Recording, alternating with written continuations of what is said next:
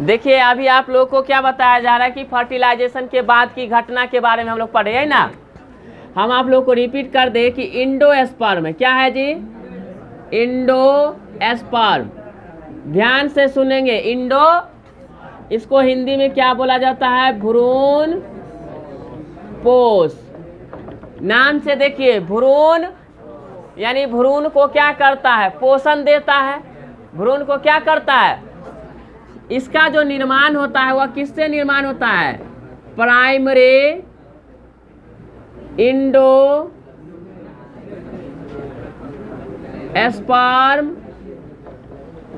Nucleus.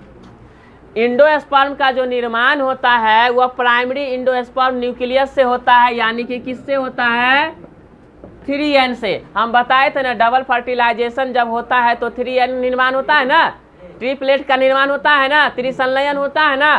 तो primary endosperm nucleus यानी 3N का क्या होता है, निर्माण होता है। यही जब क्या करेगा, डिवीजन करेगा। क्या करेगा जी, डिवीजन मतलब विभाजित होगा, तो किसका निर्माण होगा, इंडोस्पर्म का निर्माण होगा। किसका निर्माण होगा, इंडोस्पर्म का निर्माण होगा। इंडोस्पर्म क्या काम करता है, तो एम्ब्रियो को क्या करता है, एम्ब्रियो को यानी भ्रूण को क्या करता है, पोषण प्रदान करता है। क्या करता है, पोषण प्रदान करता है। और इंडोस्पर्म को विभाजन के आधार पर, किसको जी, इंडोस्पर्म को विभाजन के आधार पर इसको 3 भागों में क्या किया गया है, बांटा गया है। पहला कौन बांटा गया, न्यूक्लियर इंडोस्पर्म में। किसमें बांटा गया है, न्यूक्लियर इंडोस्पर्म में। यानी इंडोस्पर्म को कितने टाइप में, मतलब कितने भागों में विभाजित किया गया है, किसके आधार पर, डिवीजन के। तो न्यूक्लियर इंडोस्पर्म में। दूसरा आपको हो गया सेलुलर इंडोस्पर्म। क्या हो जाएगा, सेलुलर इंडोस्पर्म में। दूसरा क्या है, दूसरा पार्ट क्या है, सेलुलर।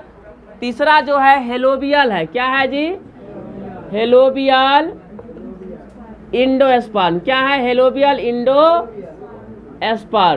तो यह किस आधार पर बांटा गया है जी, बताइए किस आधार पर, डिवीजन के आधार पर किसको बांटा गया है, एंडोस्पर्म को। कोई दिक्कत, फिर से रिपीट कर दे। यह जो घटना, यह जो इवेंट हुआ है, यह फर्टिलाइजेशन के बाद होता है। यह प्राइमरी इंडोस्पर्म न्यूक्लियस का निर्माण क्या, 3N होता है।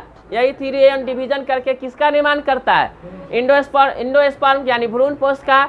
अब भ्रूण पोष किसको पोषण करता है, मतलब किसको प्रदान, भोजन प्रदान करता है, किसको, एम्ब्रियो यानी कि भ्रूण को। फिर उसके बाद इंडोस्पर्म को, भ्रूण को नहीं डिवाइड किया गया, किसको डिवाइड किया गया है, इंडोस्पर्म को कितने टाइप में विभाजित किया, वो भी डिवीजन के आधार पर। तो nuclear endosperm, cellular endosperm, helobial endosperm. Nuclear को क्या कहेंगे, यानी कि केंद्रीय, यानी कि क्या होगा, न्यूक्लियर यानी केंद्रक क्या हो जाएगा, भ्रूण पोष, या कोशिकीय, या केंद्रीय, कोशिकीय, या माध्यमिक। कोई दिक्कत, ऐसे हम हिंदी बताते हैं, यहाँ तक कोई दिक्कत नहीं ना, नोट कीजिए इसको। देखिए अब अभी हमने बताया इंडोस्पर्म के 3 भागों में बांटा गया, जिसमें से पहला कौन था आपको, न्यूक्लियर इंडोस्पर्म। क्या है जी, न्यूक्लियो इंडोस्पर्म। ध्यान से सुनेंगे, इसको क्या कहेंगे, केंद्रीय,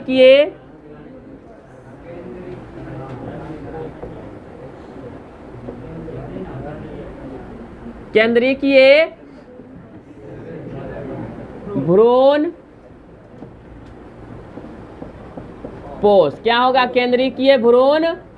ध्यान से सुनिए आप, न्यूक्लियर इंडोस्पर्म, इसमें क्या है, विभाजन के आधार पर न बांटा गया है।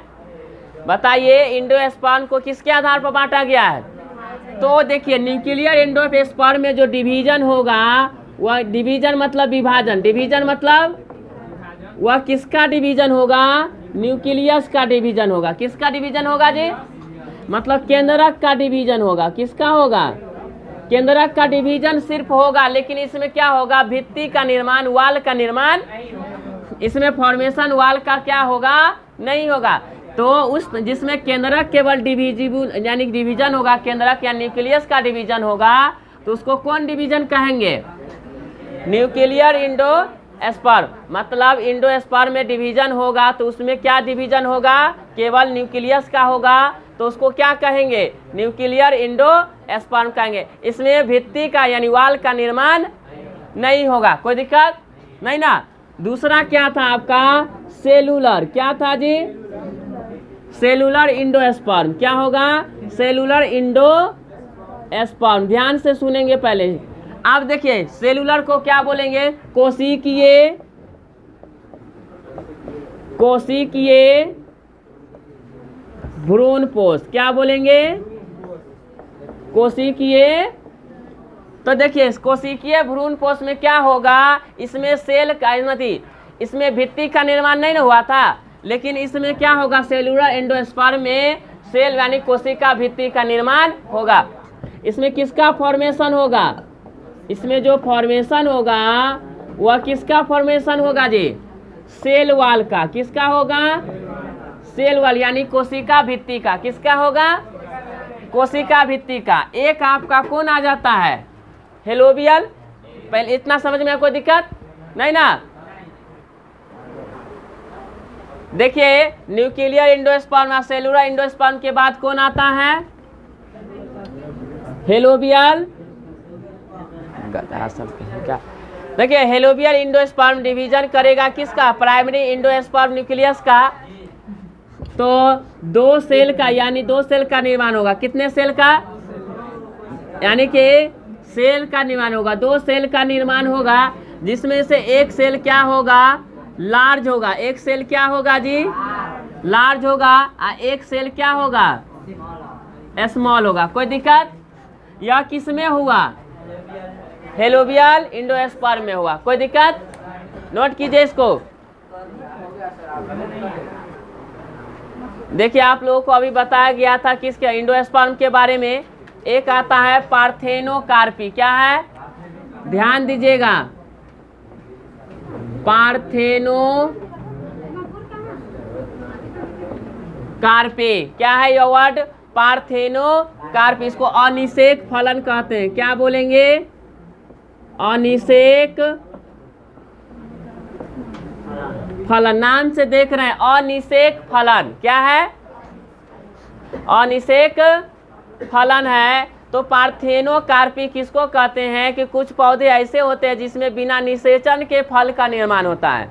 कुछ जो पौधे ऐसे होते हैं विदाउट फर्टिलाइजेशन, क्या, विदाउट फर्टिलाइजेशन के क्या होता है, फ्रूट का क्या होता है, निर्माण होता है। बिना निषेचन के क्या निर्माण होता है, फ्रूट का यानी फल का निर्माण होता है। तो उस टाइप का जो फर्टिलाइजेशन है यानी कि जो प्रक्रिया है उसको क्या कहेंगे, पार्थेनोकार्पी यानी अनिषेक फलन।